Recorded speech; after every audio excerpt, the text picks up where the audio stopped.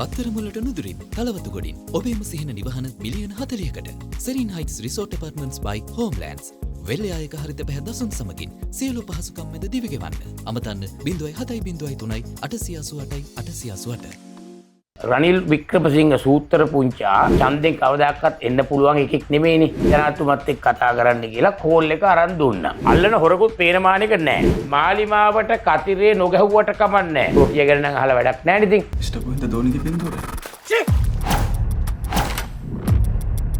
මට මිනිස්සු මරන්න බෑලන්නයි.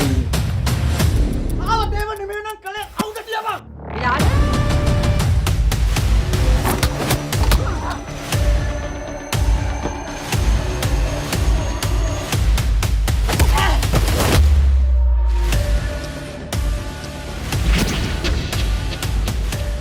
මම පොරොන්දු වෙන මහත්තයෝ මට යන්න දෙන්න මහත්තයෝ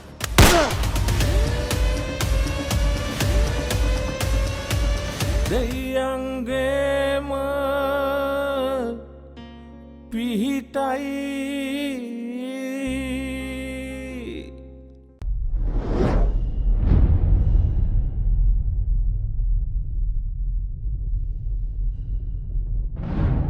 අයිබෝවන් සුපුරුදු ලෙන්ගතුකමත් අරගෙන ලෙන්ගතුවවත් එක්ක එකතු වෙනවා සුපුරුදු ලෙසම හැමෝටම සුබ දවසක් ප්‍රාර්ථනා කරනවා හැමෝම දවස සුබ ලෙස ගත කරන්න. එතකොට තේරෙවි අම්බු අද දවසේ මම කොච්චර ෆිට් එකේ දවස් හොඳට ගත කරාද කියලා. එතකොට ඔබ රටට ආදරය කරන අවංක පුද්ගලයෙක් නම් ඔබ මොකා පාලනය කරත් ඔවුන් තමන් ගහපු කතිරය වෙන පැත්තක වෙන්න පුළුවන්. හැබැයි කතිරේ කාට ගැව්වත් රට හරියට කරනවා නම් කරන කට්ටිය ඔබ අවංකව රට ආදරය කරන පුද්ගලෙක් නම් ඔබ සතුටු වෙන්න ඉපැ. මම උදාහරණයක් කියන්නම්. දැන් රනිල් වික්‍රමසිංහ සූත්‍ර පුංචා පින්ජනාධිපති හැටියට පත් වුණානේ. ඒකට ඕගොල්ලෝ දන්නවා අපේ කැමැත්තක් තිබ්බේ නෑ. මොකද ඡන්දෙන් කවදාකවත් එන්න පුළුවන් එකෙක් නෙමෙයිනේ. කොහොම වුණත් විවස්ථාවේ තිබිච්ච ප්‍රතිපාදන නිසා ඔව් වැඩි කැප පාර්ලිමේන්තුවේ බහුතර කැමැත්තෙන් ඔහු ජනාධිපති වුණා. ඒකට අපිට පිළිගන්න වෙනවා. ඊට පස්සෙ ඔහු මට වර එක ප්‍රසන්න රණතුංගලයා ගෙදර ගිය වෙලාවක යම් කරුණක් සම්බන්ධයෙන් මට ප්‍රසන්නම කෝල් එක අරන් දුන්නේ සුදා උදව් කරන්න මේ මොහොතේ කියලා ජනාධිපතිතුමත් එක්ක කතා කරන්න කියලා කෝල් එක අරන් දුන්නා. මං කතා කරා ඔව් සුදා කියලා මං කිව්වා ජනාධිපතිතුමා රයිට්. අපේ සහයෝගය තියෙනවා. ඔබතුමාට අපේ සහයෝගය තියෙනවා. හැබැයි හොරු ටික අල්ලලා ඒව ටික කරන්න ඕන. ඔව් අනිවාර්යයෙන්ම කරනවා කිව්වා. හරි. දැන් කොහොම කාලයක් ගියා. අල්ලන හොරකුත් පේනමානෙක නැහැ. හරිද? ඊට පස්සේ මම ඕස්ට්‍රේලියාවේ ඉන්නකොට මම ওই ගැන විවේචනයෙන් කතා කරා. කවුද යාගේ සෙක්‍රටරි කෙනෙක් හැටියට ධනුෂ්ක රාමනායක. ධනුෂ්ක රාමනායකට මම විවේචනාත්මක කතා කරා. කෝබවල්ලි ඕගොල්ලන්ගේ ලෝකක් කිව්වට කරන කෙමනක්වත් නැහනේ. නෑ මං අරන් දෙන්නම් කියලා මට ඕන්න මම ඕස්ට්‍රේලියාවේ ඉඳලා මට කෝල් එක දුන්නා. ඒ වෙලෙත් මම කිව්වා දැන් ඔබ කරන දේවල් අපිට පේන්නේ නැහැ. අපි සහයෝගය දෙන්නම් කියලා කිව්වා. තාම එහෙම දෙයක් පේන්නේ නැහනේ. බලන්නකෝ තව දවස් 5කින් අපි පවත්වන සුගතදාස ක්‍රීඩාංගණේ සමුළුවක් පවත්වන එදාට අපි ප්‍රතිපත්ති ඔක්කොම කියනවා හොරු අල්ලන ඒවා ඔක්කොම කියනවා කියලා කිව්වා. හරි. එහෙනම් කමන්නේ. අපි කියන්නේ රටේ කවුද පාලකයා හරියට වැඩ කරනවා නම් අපි එතන හිට ගන්නවා. ඒකයි මම ඒ කිව්වේ. හැබැයි ඉතින් මුන් නරිනේ පුතා. නරිය කියන්නේම බොරුවක් නේ පුතා. කෙලින්නෙම කට්ට කරොත් කරන්න කට්ට කයිරා ටික වෙට්ට පිත්තල වැඩක් නේ. හරි. දැන් අපි හිතමුකෝ දැන් අද වෙද්දී දැන් ලෝකයේ යම්කිසි නිර්ණායකයන් දෙන එක එක ආයතන තියෙනවානේ. ඒ අතරින් එකක් තමයි ජාත්‍යන්තර මූල්‍ය ආයතන. අපි බලන්න මෙන්න මේක ඔබ මාලිමාවට කතිරේ නොගැහුවට කමන්නේ. ඔබ සැබෑ පුරවැසියෙක් නම් මේකෙන් ඔබ සතුටු වෙන්න ඕනේ. එහෙම නැත්තම් අර තියෙන ජරාකමට පක්ෂ පාට ගැන හිතලා අනේ නේදකි යකෝ ඒ රට මේ තැනටත් ඇවිල්ලාද මු මාර කෙරිල්ලන්න කරලා තියෙනවා කියලා එතනට කුහක කෑල්ලා සිතුවිල්ලක් කරනවා නම් ජාතකකමේ වැරද්දක්. අර රැලේ කාලෙට එක බැල්ලිට බල්ලු ගොඩක් යන්නේ. ඒ වගේ හැදිච්ච උන් තමයි මේ ජාතකයක් නැති වෙච්ච උන්ට තමයි තමන්ගේ රට ඉහළ තැනකට එනකොට සතුටටපත් වෙන්න බැරි. හොඳේ. වියට්නාමය, බාලිස් සහ මොසැම්බික් රටවලට පසුව වේගයෙන් දියුණු වන රටවල් අතර සිව්වන තැන ලංකාවට. ජාත්‍යන්තර මූල්‍ය ආයතනය වියට්නාමයේ, බාලිස් සහ මොසැම්බික් යන රටවලට පසුව වේගයෙන් දියුණු රටවල් අතර සිව්වන ස්ථානය ශ්‍රී ලංකාව පත්ව ඇති බව ජාත්‍යන්තර මූල්‍ය ආයතනයේ ඉන්ටර්නැෂනල් ෆයිනෑන්ස් කෝපරේෂන් පවසයි. ණය විනිවිදභාවය සහ ආයෝජන සබඳතා යන අංශයන්හි වේගවත් දියුණුවක් ශ්‍රී ලංකාවේ මේ වන විට පෙන්눔 කරන සිටින බවත් සාර්ථක ණය ප්‍රතිව්‍යුහගත කරන ක්‍රියාවලියෙන් පසුව ආයෝජන විශ්වාසය තහවුරු කිරීම ශ්‍රී ලංකාව පීවරගෙන ඇති බවත් එම ආයතනය පෙන්වා දෙනවා. විනිවිද භාවය ඉහළ නැංවීමේ ප්‍රතිඵලයක් ලෙස ශ්‍රී ලංකාවේ සමස්ත ආයෝජක සබඳතා පිළිබඳ ලකුණු මට්ටම 2025 දී පැවති 37.3 සිට 2026 වන විට 43.67 දක්වා සැලකිය යුතු ලෙස ඉහළ ගොස් ඇත.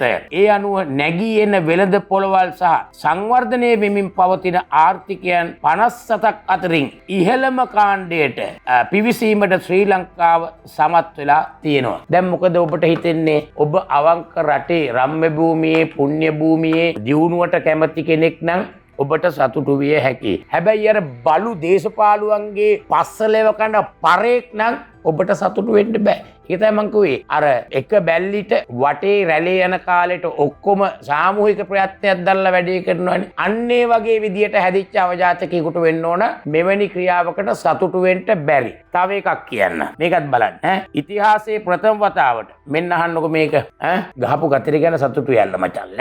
අවුරුද්දකට මිලියන 800ක උම්බල කඩ හා කරවල ගෙනාවේ ඉස්සර මාලදිවයේ. ගාන කොසේ වෙතත් අපි හිතුවන් මේ උනේ අපි මාලදිවයිනේ කරවල තමයි ගොඩක් ආනයනය කරේ. දැන් මෙන්න අවුරුද්දකට මිලියන 800කට ඩොලර් මිලියන 800කට උම්බල කඩ හා කරවල අපෙන් ගන්න මාලදිවයින කැමති වෙලා අස්සන් ගිවිසුම් සකස් කරලා අස්සන් කරලා ඉවරයි. එතකොට දැන් මොකද හිතෙන්නේ? දැනුත් අර කෑල්ල හිතෙනවද බං? තාවත් හිතෙනවද නැද්දකින් යකෝ අනුරය ඇවිල්ලා ගහපු ගේමක් කියලා? ඔයගොල්ලෝ මතකනේ වරක සුජීව සේනසිංහ කියනවා රූපවාහිනී වැඩසටහනකදී මේ මුන් ඇවිල්ලා මේක හරියට හදාගෙන ගියොත් අපි දේශපාලනය කරලා ඉවරයිනේ. කොහොමද අපි දේශපාලනය කරන්නේ? අන්න ඇතුලේ තියෙන කෑල්ල එනවා. පොඩ්ඩක් හිටපල්ලා.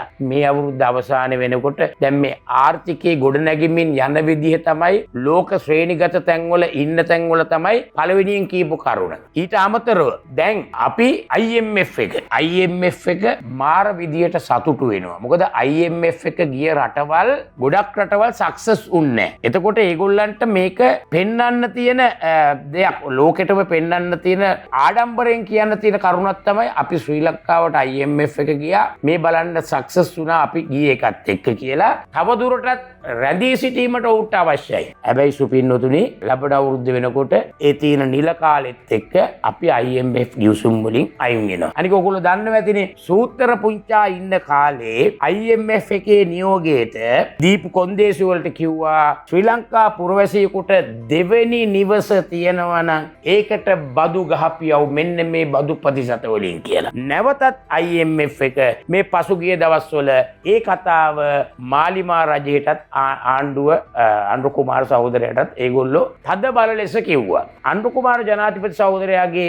කියමන වූයේ අපි අවශ්‍ය කරන බදු මුදල් ටික රටේ අවශ්‍ය කරන පරිදි අපි එක්ස්ප්‍රෙස් කරගෙන තියෙන්නේ. ඒ නිසා අපේ ජනතාවට ඒ බද්ද ගැසීමට අවශ්‍යතාවයක් නැහැ. අපි ඒකට විරෝධතාවය දක්වනවා කියලා. ඉතින් ඒක රනිල ගේන්න හදපු එක, ගහන්න හදපු එක අපිට. එතකොට අපිට දාන්න තිබිච්ච බරක් දැන් උන්නම් ආණ්ඩුවට කියන්න තිබ්බනේ මේ IMF එකේ කොන්දේසි තාම IMF එකේ ඉන්නවා අපිට කරන්න දෙයක් නැහැ. අපි පටෝලා ගිය එකක් නෙමෙයි මේක. ඒ නිසා අපි කොන්දේසි වලට යටත් වෙන්න සිදු වෙනවා කියලා. හැබැයි නෑ අනුර ඍජු නායකයෙක් හැටියට ඕ තීන්දුව කරන්නේ අපි මේ බදු ක්‍රමවේදයට යන්නේ නැහැ කියලා ඍජුවම IMF එකට ප්‍රකාශ කරා.